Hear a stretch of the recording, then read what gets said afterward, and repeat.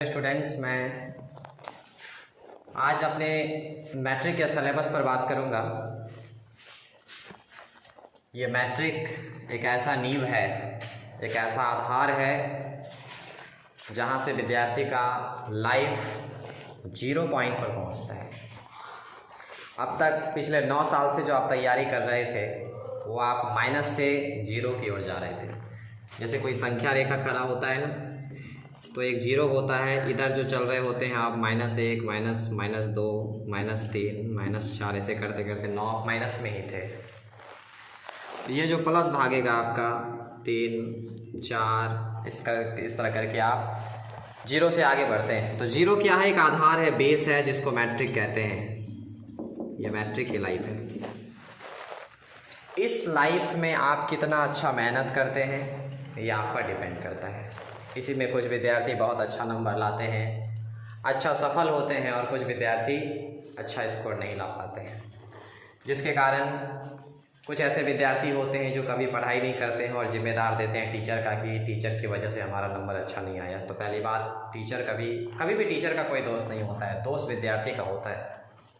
हाँ, आपको अगर सवाल समझ में नहीं आ रहा है तो आप बोलें कि हमें सवाल समझ में नहीं आ रहा है, तो फिर टीचर आपको उस कमज़ोर स्टूडेंट्स को साइड क्लास देकर के समझा सकते हैं। लेकिन सीधा तौर पर टीचर को आप गलत ठहराते हैं, ये अच्छी बात नहीं है।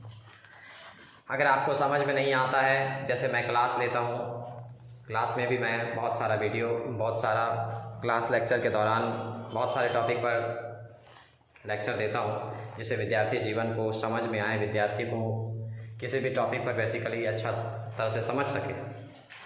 लेकिन उन विद्यार्थियों को मैं सूचना देना चाहता हूँ, उन विद्यार्थियों को भी बताना चाहता हूँ जो पढ़ के जाते हैं फिर भी उनको समझने में किसी भी तरह की परेशानी है, तो आप हमारे चैनल एक्सेलेंस स्मार्ट पॉइंट को ओपन करें और क्लियर देखें। आपको टॉपिक वाइज हर चीज़ों का मिलने लगेगा। धीरे धीरे मैं सब कुछ, मैट्रिक हो, इंटर हो, सभी चीज़ों का मैं चैप्टर वाइज अपलोड कर दूँगा, ताकि आपको देखने में काफ़ी सुविधा हो।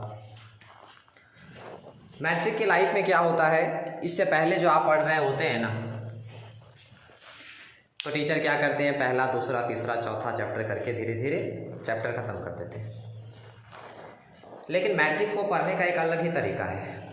उसमें क्या होता है, मैट्रिक में सबसे पहले उस चैप्टर को पहले पढ़ा जाता है जो खास करके ज़्यादा इम्पॉर्टेंट है, जिसमें कुछ स्टूडेंट्स भी कहते हैं कि शुरू से नहीं पढ़ा रहे हैं, जहाँ तहाँ से पढ़ा रहे हैं। तो जहाँ तहाँ से कुछ नहीं होता है, चैप्टर सबको पढ़ना है, लेकिन उस चैप्टर को पहले पढ़ना है जो आज तक पिछले 9 साल के लाइफ में आपने नहीं पढ़ा।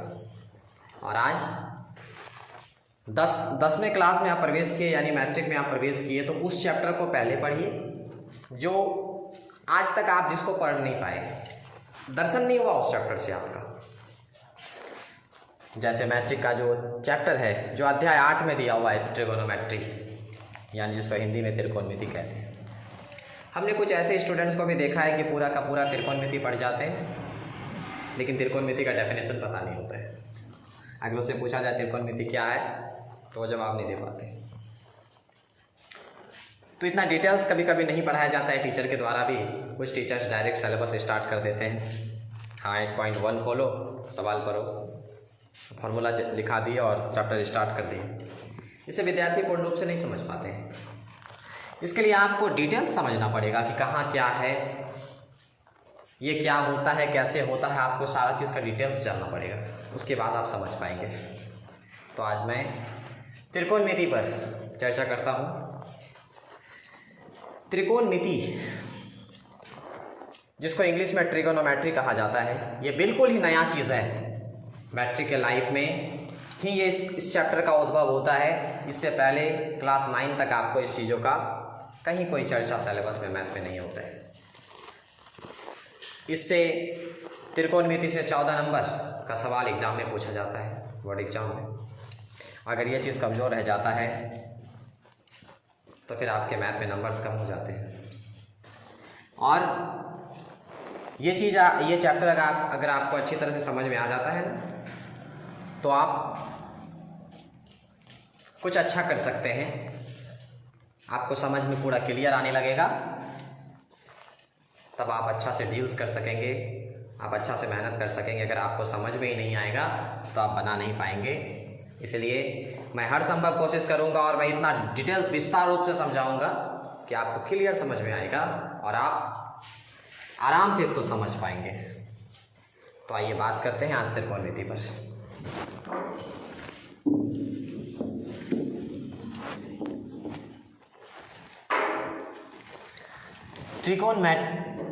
ट्रिगोनोमेट्री यानी त्रिकोणमिति, ये जो वर्ड है बारी बारी से टूटता है। ट्री अलग हो गया,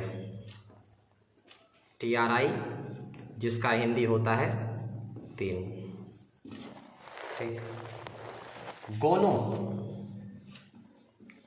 गोनो मतलब होता है भुजाओं। एक्चुअली ये गोनो शब्द बना हुआ है ना, गोनो, ये बेसिकली गौन का क्या है, प्लूरल रूप है। गौन को गोनो कहते हैं। जैसे गौन मतलब भुजा हो गया, तो गोनों का हिंदी क्या हो जाएगा, भुजाओं। इसी प्रकार बनता है पेंटागन यानी पंचभुज। उसी प्रकार गौन में और भी बहुत कुछ बनता है, जैसे हेक्सागन, षष्ठभुज। तो इसका कोई सिलेबस से कोई ताल्लुक नहीं है, लेकिन हम ये बताना चाह रहे हैं कि ये गौन का मतलब क्या हुआ, भुजा। गोनो लग गया यानी प्लूरल फॉर्म हो गया भुजाओं। उसके बाद आता है मैट्री।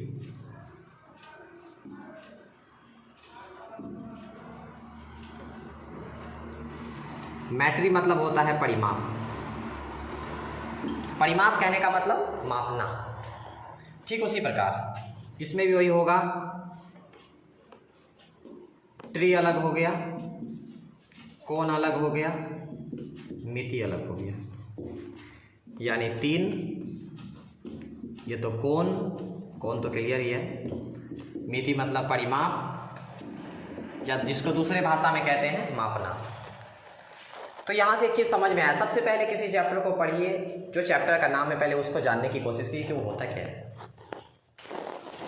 त्रिकोणमिति, ट्रिगोनोमेट्री, कि किसी त्रिभुज में, एक समकोण त्रिभुज,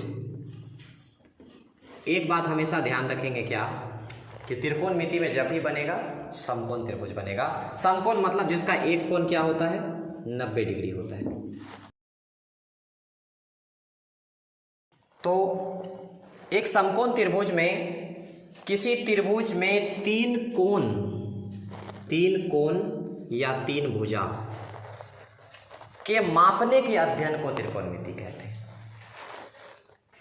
मैंने क्या कहा परिभाषा, कि किसी समकोण त्रिभुज में तीन भुजाओं या तीन कोणों के मापने के अध्ययन को त्रिकोणमिति कहते हैं। यह है त्रिकोणमिति का परिभाषा, जिसको आपको जान लेना आवश्यक है। अन्यथा कुछ विद्यार्थियों को त्रिकोणमिति पूरे पढ़ जाने के बाद पूछते हैं तो त्रिकोणमिति की परिभाषा नहीं जानते, जो गलत है। पढ़िए ऐसा ताकि आप किसी को शिक्षा दे सके, किसी को पढ़ा सके। आप क्लास में पढ़ रहे हैं तो आप अपने ही फ्रेंड की हेल्प कर सके, इस तरह से पढ़िए। पढ़ाई को सीरियसली लीजिए। जीवन में यही एक ऐसा चीज़ है, यही पढ़ाई एक ऐसा चीज़ है जिससे जीवन में आपको बहुत ऊंचा लेकर जाएगा। इसलिए ये लाइफ को बहुत सोच कर चलिए। मैंने बहुत ऐसा मोटिवेशनल वीडियो बनाया, आप देख सकते हैं इससे पूर्व, जिसमें मैंने विभिन्न तरह की विद्यार्थी जीवन से संबंधित बातें कहा, जिससे विद्यार्थी लाइफ का उजागर हो सकता है। तो खैर यहाँ आएंगे।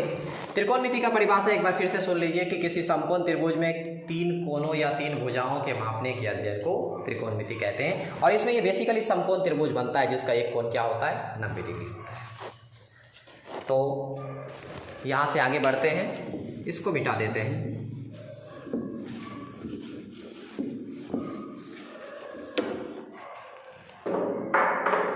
समकोण त्रिभुज में आप कुछ फॉर्मूलाज को देखेंगे।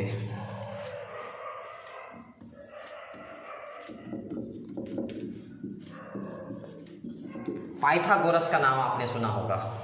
यह मैथमेटिशियन, इसने एक फॉर्मूला दिया था पाइथागोरस प्रमेय के अनुसार, या सिंपल लिख सकते हैं पाइथागोरस प्रमेय से, उन्होंने क्या कहा कि किसी भी समकोण त्रिभुज का जो कर्ण बोलते हैं, जिसको तिरछा लाइन बोलते हैं, इसको कर्ण बोलते हैं, जिसको इंग्लिश में संक्षेप में एच से सूचित करते हैं, और ये जो लंबा लाइन है ना, इसको पी बोलते हैं, जिसको हिंदी में लंब कहते हैं, और नीचे वाला जो लाइन होता है इसको आधार कहते हैं, जिसको संक्षेप में इंग्लिश में बी बोलते हैं। अगर थीटा यहाँ पर हो, angle theta A B C D कुछ भी मान सकते हैं, अगर एंगल यानी कोण यहाँ पर हो तो इसके सामने जो होगा वो पी यानी लंब होगा, उसके बगल में जो होगा वो आधार होगा, और जो तिरछा लाइन है वो क्या होगा, कर्ण होगा। लेकिन कभी कभी सवाल जब बनाते तो क्या होता है कि एंगल ऊपर की ओर हो जाता है। बाय द वे मान लिया जाए एंगल अगर ऊपर की ओर हो तो इसके जो सामने होगा ना वो क्या होगा, लंब हो जाएगा तब। लेकिन अभी हम क्यों लिखे यहाँ, क्योंकि एंगल यहाँ थीटा मान लिए हैं इसको, इसलिए इसके जो सामने होगा वो लंब होगा, नीचे वाला आधार और ये तिरछा लाइन कर्ण। सिर्फ इतना ध्यान रखना है कि अगर एंगल चेंज होता है, अगर एंगल यहाँ हो जाता है तो इसके सामने जो होगा वो लंब हो जाएगा और ये वाला क्या होगा, आधार हो जाएगा। लेकिन कर्ण कभी नहीं बदलेगा, एंगल यहाँ रहे फिर भी कर्ण यही, एंगल यहाँ रहे फिर भी कर्ण यही, केवल आधार और लंब आपस में इंटरचेंज हो जाता है। इसके सामने जो आया वो लंब हुआ, बगल वाला आधार हुआ, तिरछा लाइन कर्ण हुआ। ठीक है, तो पाइथागोरस प्रमेय के अनुसार पाइथागोरस साहब ने फॉर्मूला दिया। क्या दिया, उन्होंने कहा कि कर्ण का स्क्वायर, किसी समकोण त्रिभुज में कर्ण का जो स्क्वायर होता है ना, वो अन्य दोनों भुजा लंब का स्क्वायर और आधार के स्क्वायर का योग होता है। कर्ण स्क्वायर बराबर लंब स्क्वायर जो आधार स्क्वायर। कर्ण को हम संक्षेप में क्या बोलते हैं, एच, इसका स्क्वायर लिख दिए। लंब को संक्षेप में बोलते हैं पी, पी का स्क्वायर लिख दिए। आधार को कहते हैं बी, बी का स्क्वायर लिख दिए। तो एक विशेष फॉर्मूला बनकर निकल गया क्या, कि एच स्क्वायर बराबर P square plus B square. इस फॉर्मूला को याद रखना है, सवाल बनाने में ये फॉर्मूला का पूरा पूरा इस्तेमाल होता है। क्या है फॉर्मूला, एच स्क्वायर बराबर P square plus B square. अगर सिर्फ हमको एच का मान निकालना हो तो आप ये बात अच्छी तरह जानते हैं क्या, कि जब भी स्क्वायर को एक दूसरे के उस पार किया जाता है तो वो अंडर रूट में चेंज हो जाता है। यानी क्या बन गया, एच बराबर root under P square plus B square. यह एक विशेष फार्मूला का निर्माण किया और इस फार्मूला का इस्तेमाल किया जाता है। यानी एच बराबर फार्मूला बनकर निकला root under P square plus B square. अगर कोई पूछे कि पाइथागोरस प्रमेय का क्या सूत्र है, तो सिंपली शॉर्ट में इंग्लिश में बोल सकते हैं एच स्क्वायर बराबर P square plus B square. लेकिन वही अगर एच का मान सिर्फ निकालना हो तो स्क्वायर को तुरंत उस पार कर देंगे, एच बराबर root under P square plus B square. ये तो क्लियर हो गया। अब कभी कभी क्या होता है सवाल में कि एच तो ये हो गया, अगर हमको पी निकालना हो या बी निकालना हो तो उसके लिए क्या करेंगे, उसके लिए भी जान लेना परम आवश्यक है। तो इसको फिलहाल हम मिटा देते हैं इसके। अब यहां से हमको क्या निकालना है, आधार या लंब, यानी पी या बी का फॉर्मूला हम कैसे ज्ञात करें। तो सबसे पहले हम लिखते हैं we know that. We know that मतलब हम जानते हैं कि, ये इंग्लिश है, थोड़ा सा इंग्लिश भी जानना पड़ेगा। तो जानते तो बहुत कुछ है, लेकिन यहाँ जानना क्या है, तो यहाँ यही जानना है जो अभी पढ़े क्या, कि किसी समकोण त्रिभुज में कर्ण का वर्ग शेष दो भुजाओं के वर्गों के योगफल के बराबर होता है। यानी एच स्क्वायर बराबर B square plus B square. ये फॉर्मूला तो आप रेडी ही कर लें, ये फॉर्मूला की आपको सख्त जरूरत पड़ेगा सवाल बनाने में।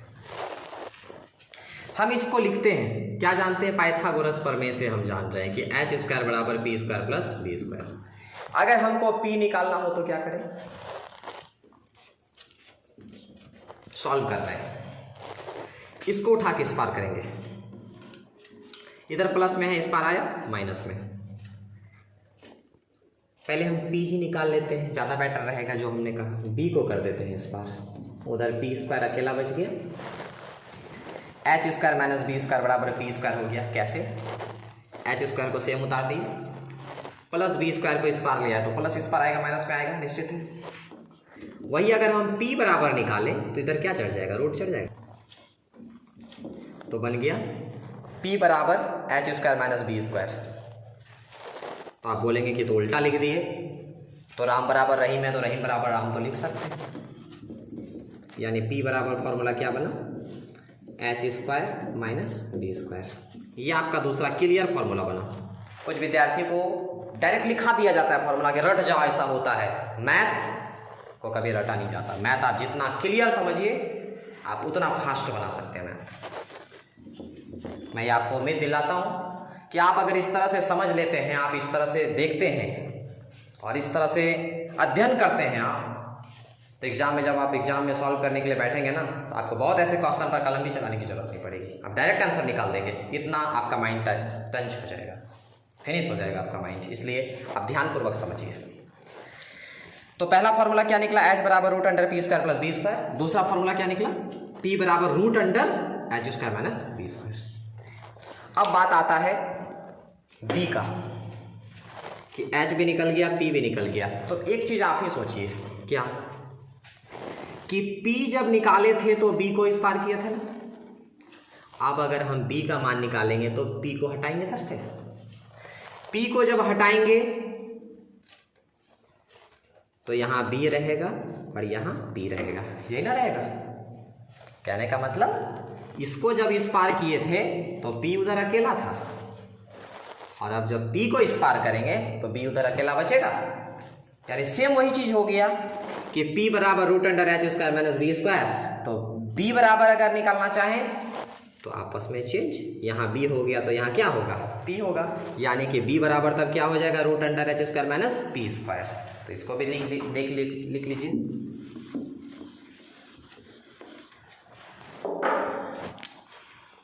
इसी प्रकार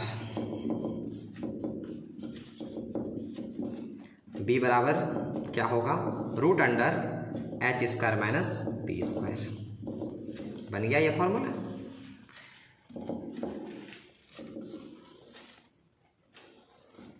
ध्यान से देखिए ये तीनों फॉर्मूला को। पहला मैंने फॉर्मूला ये बताया, h बराबर root under p square plus b square. दूसरा फॉर्मूला मैंने ये बताया, p बराबर root under h square minus b square. और ये तीसरा फॉर्मूला बताया क्या, b बराबर root under h square minus p square. Clear? ये पाइथागोरस प्रमेय से जिसका पूरा का पूरा इस्तेमाल त्रिकोणमिति में किया जाता है। तो यह है त्रिकोणमिति का परिचय, और त्रिकोणमिति को मैंने स्टार्ट कर दिया है। और अब जो इसके बाद आने वाला है वो आएगा फॉर्मूला, जिसको कि सूत्र कहते हैं।